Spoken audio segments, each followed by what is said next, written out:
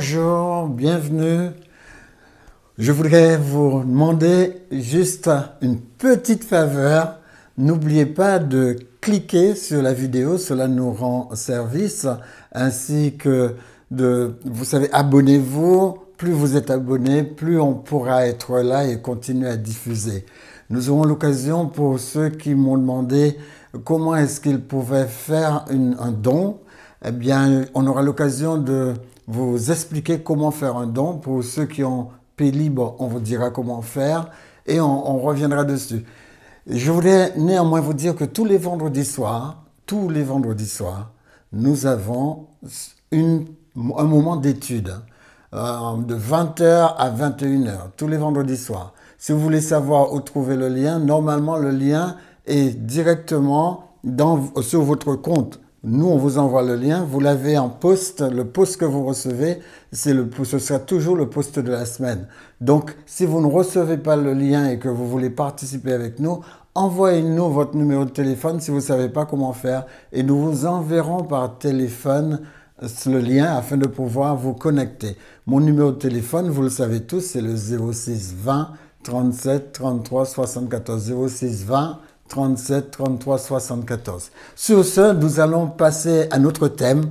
Tout est possible à celui qui croit. Nous allons parler de foi qui fonctionne. Parce que pour beaucoup de personnes, la foi ne fonctionne pas. La foi est en panne. Et nous allons essayer de vivre avec vous une foi qui n'est pas en panne. Vous savez, la Bible nous reprend rapidement sur certaines possibilités.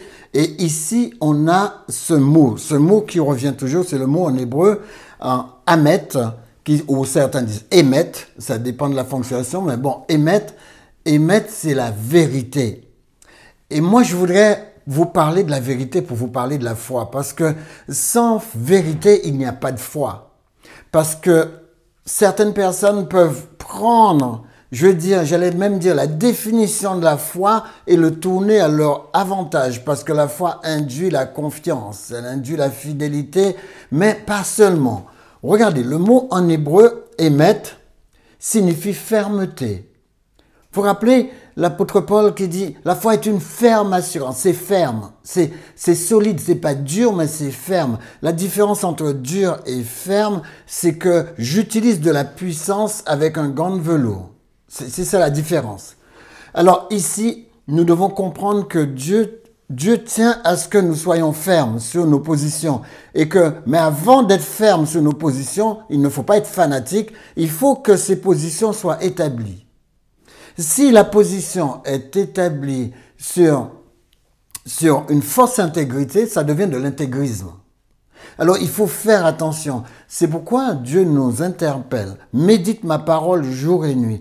Revenez sur cette parole jour et nuit. Ne vous contentez pas de croire que vous avez tout assimilé. Ne vous contentez pas de croire que vous avez tout acquis.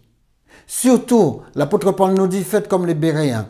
Reprenez les textes, revoyez ce qu'on vous dit. Parce que les Béréens revoyaient chaque jour les Écritures pour voir si Paul et compagnie leur disaient quelque chose qui était exact. Vous vous rendez compte?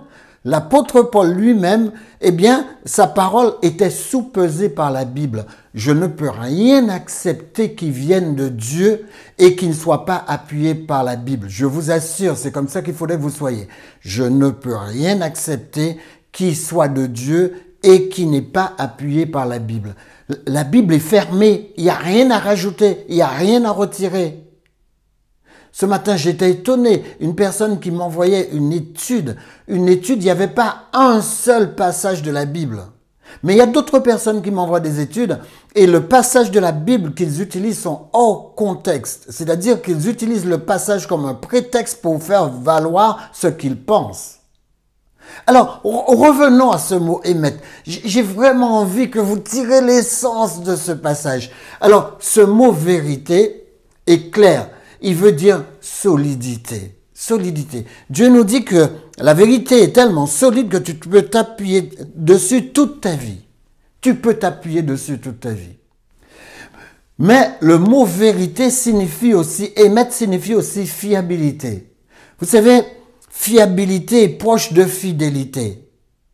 Quand on vous dit que quelqu'un est fiable, Ça veut dire qu'il ne déroge pas à tout ce qu'il dit, à tout ce qu'il entreprend, à tout ce qu'il fait. Non, il ne déroge pas. Il ne fait pas des choses contradictoires. D'ailleurs, David dit ne pas être double. Salomon reprend cette expression, perfide, perfide, la perfidie. Ne pas être double, ne pas avoir un double langage. Vous savez, même ces personnes qui s'amusent en disant quand un bébé est vraiment pas joli et qu'ils se disent oh qu'il est beau, on voit bien qu'il mente. Vous savez, dans la réalité de la vie, les circonstances peuvent nous pousser à mentir. Nous ne sommes pas vrais. La réalité, c'est trouver une autre expression pour parler de cet enfant que d'employer le mot qu'on a employé alors qu'on est certain que c'est pas ce qu'on voulait dire. Mais il y a des gens qui le font aussi pour des animaux. Ils disent « Oh là là, vous avez un grand chien !» Alors, nous, quand on se retourne, on voit un caniche par terre, là. C'est quoi ce grand chien? Les amis, il ne faut pas que nous habituions notre pensée à dire des choses que nous ne pensons pas. S'il est grand, il est grand. S'il est petit, il est petit. Alors, la vérité, c'est ça. La vérité, c'est la stabilité. C'est vrai qu'il y a une manière aussi de dire les choses de manière à ne pas blesser. Certainement. Mais il faut être vrai. Et il vaut mieux ne rien dire et rester vrai. Alors, la vérité est en hébreu de la stabilité. Vous savez, la vérité, on peut s'appuyer dessus. On peut s'appuyer tout le temps dessus parce que la vérité ne change pas. Vous n'avez pas remarqué que les thèmes que j'utilise vont tous dans le même sens? Parce que je n'ai qu'une direction à ma vie. Je veux réussir ma vie. Et je veux réussir ma vie jusqu'au bout. Je ne veux pas que dans ma vie, il y ait des coins sans succès. Parce que ce serait déroger de la parole de Dieu. Ne pas mettre en exercice ce que Dieu dit. Lisez Somme chapitre 1, lisez aussi Josué chapitre 1. Médite ma parole jour et nuit afin d'avoir du succès dans tout ce que tu entreprendras. Tout ce que tu entreprendras. Vous savez, les seules fois où je me suis fait avoir, c'est quand j'ai dérogé dans la parole de Dieu et que je me suis mis sur l'influence de quelqu'un qui parlait bien. Vous savez, il y a des personnes qui parlent tellement bien, ces personnes, quand vous les écoutez, c'est vrai qu'avec l'expérience, j'apprends à prendre des distances par rapport aux gens qui parlent bien. Parce que certaines personnes qui parlent bien, vous saviez jusqu'où ils peuvent vous amener. Si vous savez comment ils peuvent vous tromper, comment ils peuvent abuser de vous, les gens qui parlent bien. Mais Dieu dit, pour les gens qui disent que le bien est mal et que le mal est bien, il y a aussi un jugement. Les amis, la vérité, c'est aussi de la fidélité, de la sûreté. On n'est pas seulement stable, mais on est certain. Vous savez pourquoi la Bible dit « Ne vous inquiétez pas » ? Parce que le chrétien n'a aucune raison de s'inquiéter s'il a la foi. Il n'a aucune raison de s'inquiéter. Alors pendant votre cheminement dans votre foi, la chose qui crible le plus votre foi, dit Jacques chapitre 1, la chose qui crible le plus votre foi, c'est le doute. Il dit une personne qui doute est emportée à tout vent. C'est pourquoi Jésus, quand il était dans la barque, Jésus a chassé l'orage et il a parlé à la mer. Et il a dit à la mer, apaise-toi. Vous savez, quand il y a du vent quelque part, eh bien, il faut chasser cet état de fait. Le vent, c'est le doute. Si le vent arrive et que vous vous y embarquez, vous allez être ballotté sur les flots. C'est pas la mer qui a un problème. C'est le vent qui va faire bouger la mer. C'est pas votre vie qui va avoir un problème. Mais c'est l'environnement qui va vous créer le problème. C'est comme ça. Les peuples sont représentés par la mer. La mer n'est pas un problème. Mais c'est le vent qui fait bondir les flots. C'est le vent qui a un problème. Vous savez, quand vous regardez le vent, vous savez en hébreu, eh bien la roua, le vent, le souffle. Vous savez, Dieu nous dit de faire attention au vent, au souffle. Faites attention, le souffle, le vent représente l'Esprit Saint ou les autres esprits. Quand le vent arrive en bourrasque, ça ne représente pas Dieu. Quand Dieu arrive, il arrive dans un murmure. Le vent, ce sont les esprits. Alors les amis, vous êtes la mer. Vous allez être ballottés par les vents si vous prenez les mauvais vents, si vous prenez les mauvais souffles.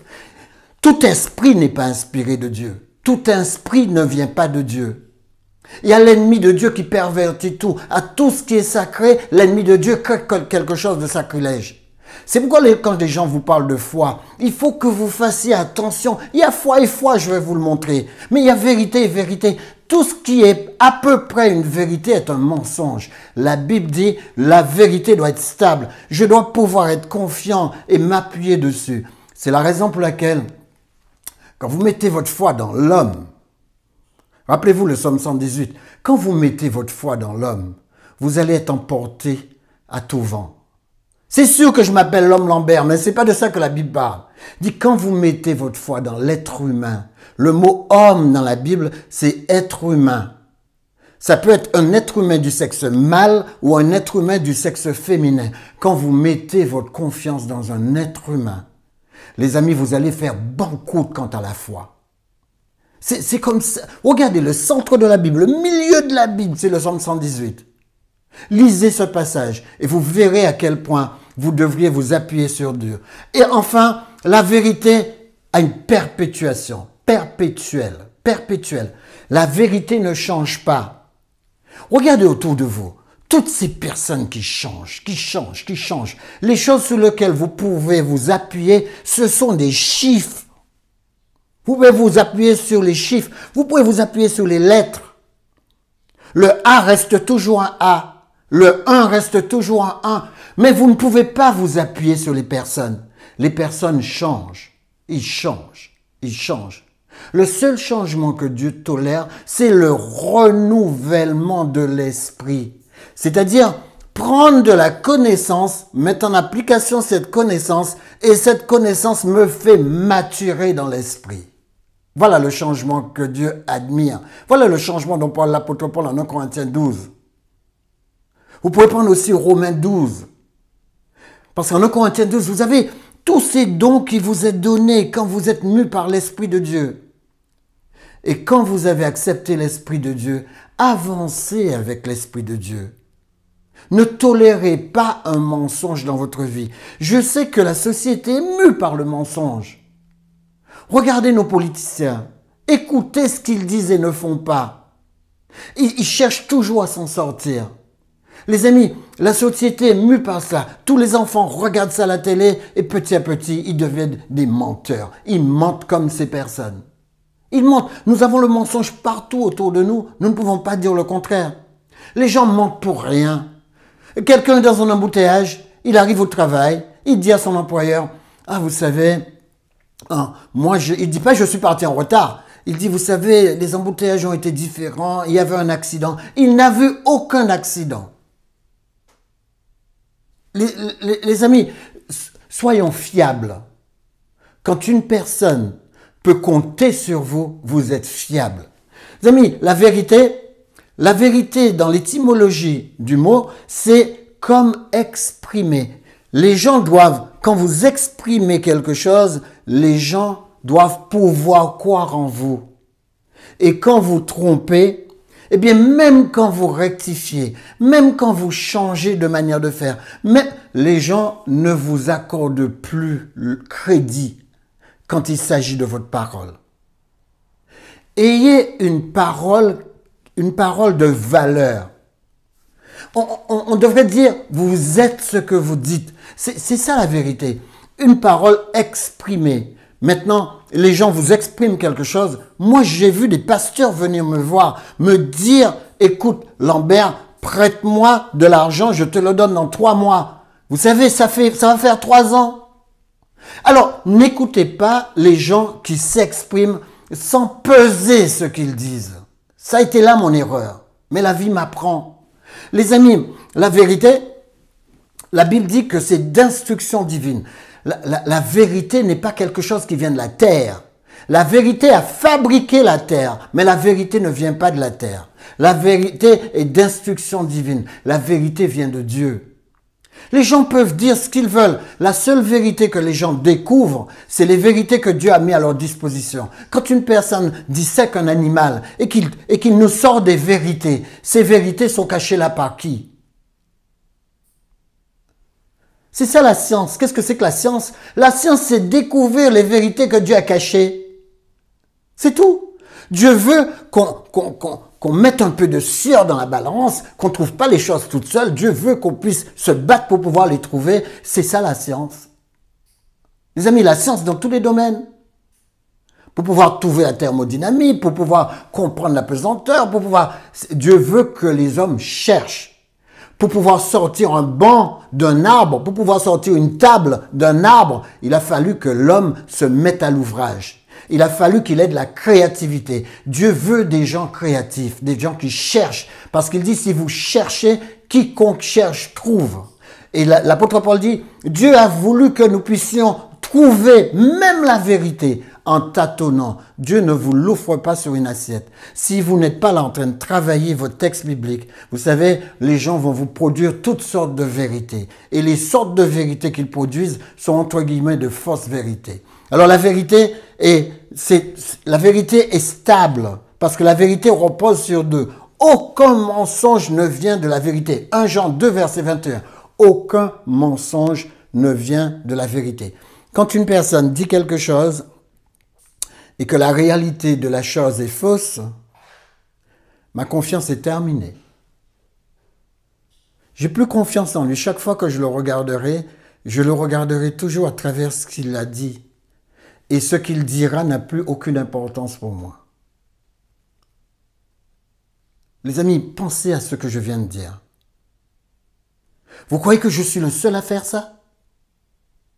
Les gens qui sont autour de vous font exactement la même chose. Vous n'avez pas remarqué que des fois, quand quelqu'un veut vous discréditer, il vous accuse de mensonge, même si ce n'est pas vrai? Les gens sont tellement forts. Vous savez, les arguments qui existent aujourd'hui ne sont pas des arguments sur la vérité. Ce matin, je reçois un texte sur la tradition. Il n'y a aucun verset biblique pour corroborer cette tradition, mais cette personne me l'envoie comme si c'était une parole de Dieu. Il est bien pour vous, avant de m'envoyer un passage, avant de m'envoyer quelque chose que vous considérez comme une exhortation, de vérifier les passages qui y sont contenus. Si ce que vous m'envoyez n'a pas de passage biblique, je ne veux pas entendre parce qu'il y a assez de pollution partout. Essayez vous-même quand vous recevez quelque chose, quand vous recevez un message, allez voir ce que je vous dis. L'apôtre Jean dit, aucun mensonge ne vient de la vérité. Je n'ai fait que reprendre son passage. Allez, vous pouvez le vérifier. Et tous les passages que je vous donne, vous pouvez le vérifier exactement pareil. Alors, essayons d'analyser ce mot « émettre ». Partons sur l'hébreu. Le mot « émettre », la vérité, a comme première lettre Aleph. Vous vous rappelez, je vous ai dit, Aleph représente Dieu, le numéro 1, le plus grand, le caractère, celui qui ne change pas. Dieu est le caractère par excellence. C'est pourquoi il dit, voilà mes caractéristiques, parce qu'il est le caractère par excellence. C'est pourquoi je vous dis, il est bon pour vous de devenir des caractères. Des 1, des 2, des 3 et ne pas bouger. Vous avez vu, les 1 ne bougent pas, les B ne bougent pas, les A ne bougent pas. Tout ce qui représente un caractère ne bouge pas. Donc, Dieu est le caractère par excellence. Et c'est lui qui commence le mot émettre. S'il n'y a pas Aleph, vous avez vu, Aleph, même Tav. S'il n'y a pas de Aleph à la vérité, ne croyez pas cette vérité. En clair, si cette vérité ne vient pas de Aleph, de Dieu, ne croyez pas cette vérité. La vérité écrite nous montre qu'elle ne peut venir que de Dieu. Alors le même, vous vous rappelez le même représente la puissance. Vous avez vu, la vérité, c'est d'abord Dieu en premier. Dieu qui a la puissance. Et rappelez-vous le Tav. Le Tav, c'est l'alliance que Dieu fait avec nous. Parce qu'à la fin, nous voyons bien que Dieu est cloué sur la croix pour pouvoir introduire une alliance. Alors, vous avez vu qu'à la vérité, il doit y avoir une alliance. Le mot alliance a à voir avec couper. Couper, karat. Les amis, vous savez pourquoi le mot alliance a à voir avec couper? Rappelez-vous, quand il y avait une alliance, on coupait les animaux. Je vais essayer de vous imaginer ça. Alors, voilà, mon imaginaire est là. Quand une personne faisait alliance avec une autre personne, il devait y avoir une coupure, une karat, qui représentait l'alliance ou le pacte. C'est exactement le même mot. Il n'y a pas un qui soit plus mauvais que l'autre. Alors, ce pacte ou cette alliance devait connaître de la coupure.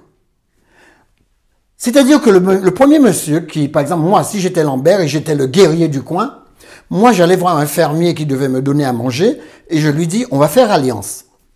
Alors moi, je devais venir avec un agneau, je devais karater l'agneau, je devais le couper en morceaux. Et lui, il devait venir avec un agneau et couper aussi l'agneau en morceaux. Ensuite, on devait couper légèrement nos mains, les coller ensemble et dire, nous faisons une alliance de sang. Et les amis, à ce moment, moi qui étais le guerrier du coin, je disais, je protégerai toujours ta famille. Contre toute incursion, contre toute attaque, je protégerai ta famille. Et je protégerai la famille jusqu'à ce que je sois coupé comme cet agneau que je viens de couper. Et lui, il disait, moi je suis agriculteur, je te fournirai le blé, je te fournirai l'orge, je te fournirai le mou, je te fournirai le miel, je te fournirai ce qu'il faut pour que tu existes, pour que tu puisses me protéger. Si je ne le fais pas, que je sois coupé comme cet animal que je viens de couper. Vous savez, l'alliance a toujours été, dans la Bible ou ailleurs, l'alliance a toujours été une alliance qui avait un rapport avec la mort si on ne tenait pas parole. C'est-à-dire que si Dieu ne tient pas parole, il devait mourir. Et comme Dieu ne meurt pas, il tiendra toujours parole. Les amis, c'est pareil si moi, dans l'alliance, je ne tiens pas parole, eh bien, je devais mourir comme cet agneau qui est mort. Vous avez vu quand les gens s'engagent avec Dieu à la légère, ils s'engagent avec Dieu, ils tournent le Dieu, ils s'en vont. Mais ils croient que nous, on a échappé à l'alliance. Ils croient ça, hein? Ils croient que l'alliance... Vous savez, quand vous vous faites baptiser dans les eaux, vous dites que vous êtes mort et que vous ressuscitez à la vie. C'est ce que dit l'apôtre Paul. Vous êtes mort et vous ressuscitez à la vie. Alors la vie que vous avez après votre conversion, c'est la vie que Dieu soutient. Vous vous rappelez, je vous ai dit que le Père, c'est celui qui est la source, mais c'est celui qui ressource aussi. Donc celui qui soutient, celui qui vous garde le souffle, celui qui vous garde votre vie. Et regardez, le jour où vous vous coupez de Dieu, vous savez ce qui se passe? La vérité est terminée. Vous sortez de l'alliance et en dehors de l'alliance, je vais vous montrer ce qu'il y a. Puisque je vous l'ai déjà un peu montré, mais je vais vous montrer ce qu'il y a.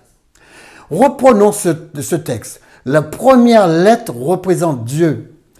Et Dieu de nature, il est omniprésent. Donc, quand vous entrez dans l'alliance de Dieu, vous pouvez vous cacher nulle part. Dieu, il est omniscient. Dieu sait tout ce que vous faites. Je dis pas ça pour vous effrayer, je dis ça pour vous rassurer. Parce qu'il est protecteur, il ne vous laissera jamais tomber. Il est aussi omnipotent, il a tous les pouvoirs. Et tout ce qu'il raconte, il peut le faire.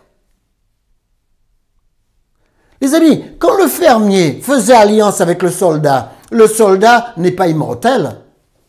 Mais Dieu, il l'est. Et non seulement il est immortel, mais il a tous les pouvoirs. Tous les pouvoirs. Donc Dieu peut vous protéger dans n'importe quelle situation. Vous savez, quand vous avez Dieu, vous n'avez besoin de personne d'autre. Personne d'autre. Quand vous avez Dieu, vous avez tout. Les amis, regardez les caractéristiques. Les caractéristiques de Dieu, j'ai pris que ces deux caractéristiques. La fidélité, Osée 2, verset 20. Il dit, je serai ton fiancé pour toujours. Je serai ton fiancé par la fidélité.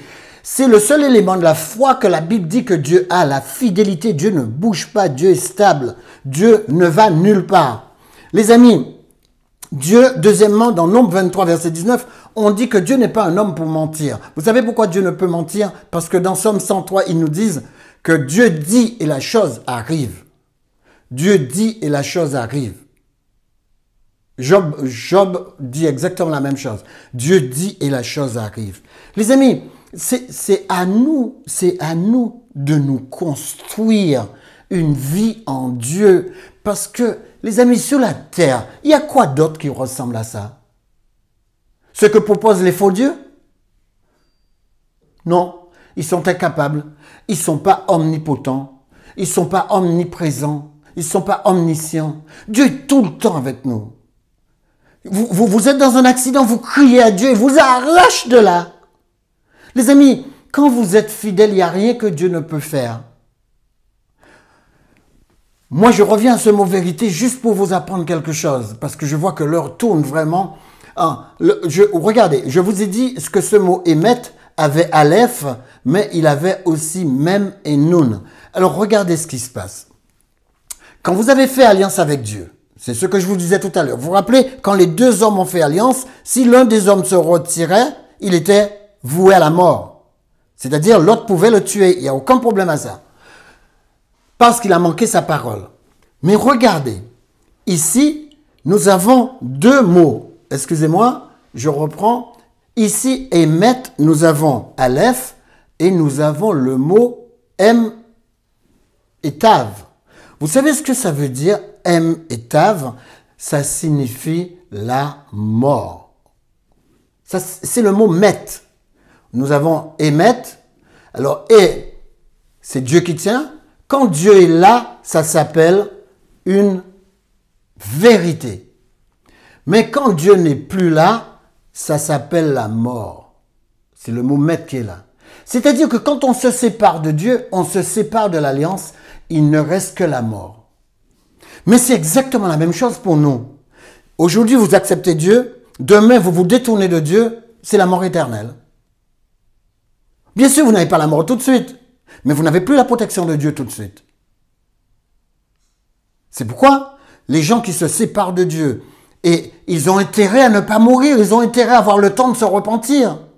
Parce que quand je me sépare de Dieu, eh bien Dieu se sépare de moi. Il ne reste que la mort. Quand émettre est déchiré, quand moi j'ai déchiré le contact avec Dieu, eh bien, et encore karat, quand j'ai coupé le contact avec Dieu, il ne reste que le mot mort. Alors les amis, essayons de voir un peu plus loin. Quel genre de foi avez-vous? Quel genre de foi vivez-vous? Puisque la foi, vous vous rappelez, c'est le mot Emouna. Il y a Emouna, la foi a toujours Dieu avec, toujours la puissance avec. Mais en plus, il y a le souffle et la grâce de Dieu. Donc la foi, c'est quoi? C'est une grâce que Dieu nous fait. Dieu nous révèle les choses. Dieu nous souffle les choses. Dieu nous gracie. Dieu nous donne ce que nous ne méritons pas. Mais c'est comme ça que nous avons la vie. D'accord? Rappelez-vous, le mot Emouna, c'est le mot en hébreu foi. Le mot foi signifie que Dieu est puissant pour nous révéler par son esprit afin que nous ayons la grâce qui nous amène à la vie. C'est simplement ça le mot. Donc quand vous entendez le mot foi, réfléchissez à deux fois. Est-ce que vous avez réellement la foi? Dans la Bible, il y a trois sortes de foi. C'est vrai que ma femme me dira, il y a trois vécus de la foi. Bon, quel que soit le mot que vous employez. Mais il y a trois sortes de foi dans la Bible. Le premier se trouve dans Romains 4, verset 13 ou Romains 5, verset 1. Il dit la foi est juste. La foi est juste. Et la foi juste justifie l'impie. Chapitre 5, verset 1. C'est la foi juste qui justifie l'impie. C'est la foi juste qui a justifié Abraham. C'est pourquoi on dit qu'Abraham est devenu juste. Parce que la foi l'a justifié. Mais la foi qui justifie, c'est la foi qui vient de Dieu seulement. La foi qui vient des hommes ou la foi qui vient d'une femme ne justifie personne. Parce que si vous dites que vous avez confiance en quelqu'un et que la personne vous dit « Viens cambrioler une banque avec moi », la police dira que vous êtes responsable. Il ne dira pas que la personne est responsable. Dieu ne demandera jamais quelque chose comme ça. Parce que Dieu a mis la police en place, il a mis les autorités en place et il nous demande de nous soumettre aux autorités tant que les autorités ne vont pas à l'encontre de la parole de Dieu. Les amis, regardez. La foi, la deuxième foi dont parle la Bible, Jacques 2, verset 17 et aussi le verset 26, il dit la foi morte. Il y a beaucoup de gens qui ont une foi morte. C'est une foi qui ne distille rien, c'est une foi qui n'emmène à rien, c'est une foi qui ne produit rien. Une foi qui ne produit rien est une foi morte. C'est une foi qui n'a pas d'œuvre. Elle ne peut pas générer des œuvres parce qu'elle n'a aucun projet. La foi vient de Dieu, mais la première chose que Dieu nous a donnée, c'est le projet. Et il nous demande d'avoir de la foi pour pouvoir nous y accrocher. La foi, ce sont des mains, si vous voulez, qui peuvent s'accrocher aux promesses de Dieu. Si vous ne vous accrochez pas aux promesses de Dieu, Ah, je voulais vous dire tellement de choses. Je voulais vous dire tellement de choses, mais j'ai simplement envie que vous compreniez. Si vous ne mettez pas en application ce que je vous dis, votre vie ne changera pas. Vous ne verrez pas de changement. Moi, j'aime le changement. Je ne change pas au niveau de la connaissance. Je ne change pas au niveau de la sagesse. Je ne change pas au niveau de l'intelligence. Mais la sagesse, l'intelligence et la connaissance vous amènent vers un changement plus élevé. Vous restez dans la même mouvance, dans la même vérité, mais vous avez chaque fois un éclairage nouveau. C'est pourquoi l'apôtre Paul dit, vous brillez comme des flambeaux, vous n'arrêtez pas de briller. La personne qui étudie, la personne qui met en application la parole de Dieu n'arrête pas de briller. Il dit même l'apôtre Paul, vous brillez comme la lumière au milieu du jour. Vous brillez comme des flambeaux dans ce monde. Les amis, essayez de le vivre, vous verrez comment c'est bon. Troisième élément, la foi démoniaque. Jacques 2, verset 19. C'est la foi qui croit et qui tremble. C'est la foi qui croit et qui doute. C'est la foi qui se détruit par le doute. C'est la foi qui tremble parce qu'il a peur. Il a peur parce qu'il sait très bien qu'il n'est pas en harmonie avec le Dieu dont il connaît les règles. Quand vous êtes avec Dieu, ayez des principes. Les amis, vous êtes en contact avec la puissance qui donne la vie. Dieu vous dit que la bénédiction, c'est la coaque qu'il dépose sur vous. La coaque, c'est le souffle. C'est l'esprit, c'est la force, c'est la puissance, c'est le pouvoir que Dieu dépose sur vous. Rappelez-vous Luc 10, verset 17. Il dit, vous avez reçu le pouvoir. Comment certaines personnes peuvent recevoir le pouvoir et se vautrer encore sans cesse dans des choses qui sont des mensonges, dans des choses qui vont à l'encontre de ce que Dieu représente? Les amis, je vais m'arrêter là parce que je crois que l'heure est déjà là. Mais on reviendra sur ces principes. J'aurais aimé terminer, mais on y va pour une dernière diapo. À qui obéissons-nous? À qui obéissons-nous? Le mot foi en grec, c'est pistis. En hébreu, c'est emuna, mais c'est pistis. Et regardez ce que ça veut dire. C'est la conviction que notre Créateur existe. C'est la conviction qu'il est la source et le législateur ou le régulateur de toutes choses. C'est aussi notre confiance et notre fidélité. Dieu est ma fidélité. L'une des raisons pour lesquelles je suis fidèle, la raison principale et fondamentale pour laquelle je suis fidèle à la parole de Dieu, c'est parce que Dieu est derrière. Alors maintenant, vous savez, il y a beaucoup d'argumentation émotionnelle. Qu'est-ce qui te prouve que Dieu existe? Eh bien, les amis, regardez ma vie. Ma vie me prouve que Dieu existe. Les amis, j'ai quitté la rue en faisant confiance à Dieu. J'ai quitté cette manière de vivre. Et Dieu m'a dit, écoute Lambert, si tu viens avec moi, je te donnerai, abandonne la maison où tu es, je te donnerai des maisons au centuple. C'est vrai qu'il ne m'a pas encore donné 100 maisons, alors je ne suis pas bête de le lâcher. Les amis, si vous voulez savoir où est votre intérêt, comparez la vie d'une personne qui est avec Dieu et une personne qui ne l'est réellement pas. Vous verrez tout de suite quelle direction vous devez prendre. En tout cas, si vous ne développez pas une conviction que vous êtes appuyé sur la fidélité, la conviction ne viendra pas. Si vous ne développez pas une confiance que vous êtes appuyé sur la fidélité, ça ne viendra pas. C'est vous à aller chercher. C'est vous à aller le chercher. Et dites-vous que c'est personnel. Dieu ne sauve pas des gens en bande. Dieu sauve les personnes individuellement. Alors pour le citoyen des cieux, une chose est bonne ou mauvaise parce que Dieu l'a dit. C'est pourquoi je reviens à un passage que les gens ne veulent plus lire aujourd'hui. Lévitique 18 et Lévitique 20. Dieu nous parle de mœurs, il nous dit comment vivre. C'est là que Dieu dit pas de sodomie. C'est là que Dieu dit pas d'inceste. C'est là que Dieu dit pas de rapport avec les personnes de sa famille. Pas de rapport avec sa tante. Pas de sexe avec les gens qui sont trop proches de nous. C'est là que Dieu dit ça. Les hommes, en général, le font. Surtout les hommes qui ne s'appuient pas sur la parole de Dieu. Parce que le sexe les y pousse. Mais vous savez, quand vous lisez ce passage, il n'y a rien dans ce monde qui justifie le fait de ne pas dormir avec sa sœur. Sinon parce que Dieu l'a dit. C'est seulement ça qui le justifie. Les amis, regardez tout le passage de Lévitique 18 et Lévitique 20. Personne ne peut défendre cela autrement qu'en disant que Dieu l'a dit, parce que c'est la réalité. C'est pourquoi, quand Dieu dit quelque chose, ça me permet de comprendre ce qui est mauvais et ce qui est bon. La seule personne morale qui soutient ma vie, c'est Dieu. Personne. Je ne veux pas de la moralité des gens qui sont autour de moi, parce que leur moralité est souvent émotionnelle. Il suffit que vous dites, moi, dans ma famille, il n'y aura pas de sodomie. Et puis, quand une personne vous convainc qu'il faut laisser la liberté, l'intolérance, vous le faites. Vous le faites. Même si vous savez que Dieu appelle ça une abomination. Les amis, si Dieu l'a dit, je le crois. J'ai pas besoin de preuves pour le croire. Et c'est comme ça que j'ai vécu depuis les 40 dernières années. J'ai découvert Dieu à l'âge de 9 ans. J'ai concrétisé mon baptême avec lui à l'âge de 16 ans. Les amis, je ne l'ai jamais lâché. Je ne l'ai jamais lâché. Et il ne m'a jamais lâché.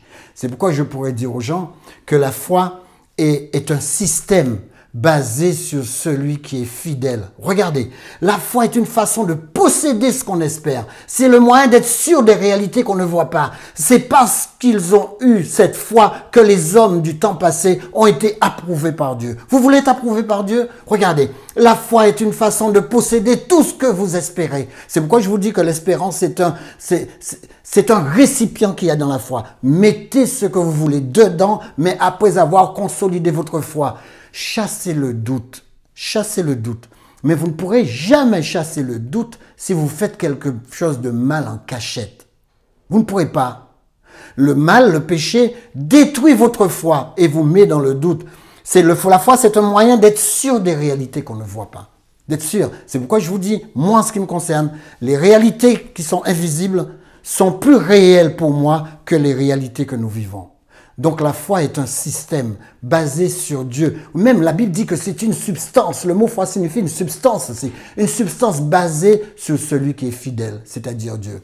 Alors, si je me repose sur Dieu, je me repose sur ses principes. Psaume 119, verset 142, qui dit ta parole, ta justice est une justice éternelle et ta parole est la vérité. Donc, si je me repose sur Dieu, je me repose sur ses principes. Deuxièmement, si je me repose sur Dieu, ses principes sont fiables.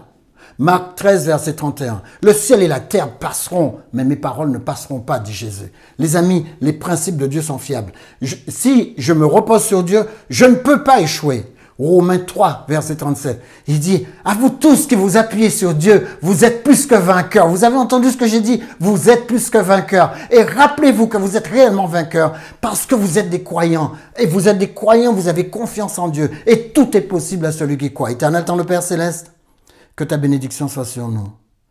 Éternel, que ta bénédiction puisse nous précéder, puisse nous entourer par devant et par derrière, et que ta protection nous soit assurée au nom de Jésus pour ta gloire. Amen. Que Dieu vous bénisse, que Dieu vous garde. Nous nous retrouverons la semaine prochaine. Nous avons été un peu longs, mais rappelez-vous, toujours cliquer pour pouvoir nous encourager. Que Dieu vous bénisse et vous garde. À la semaine prochaine. Shalom.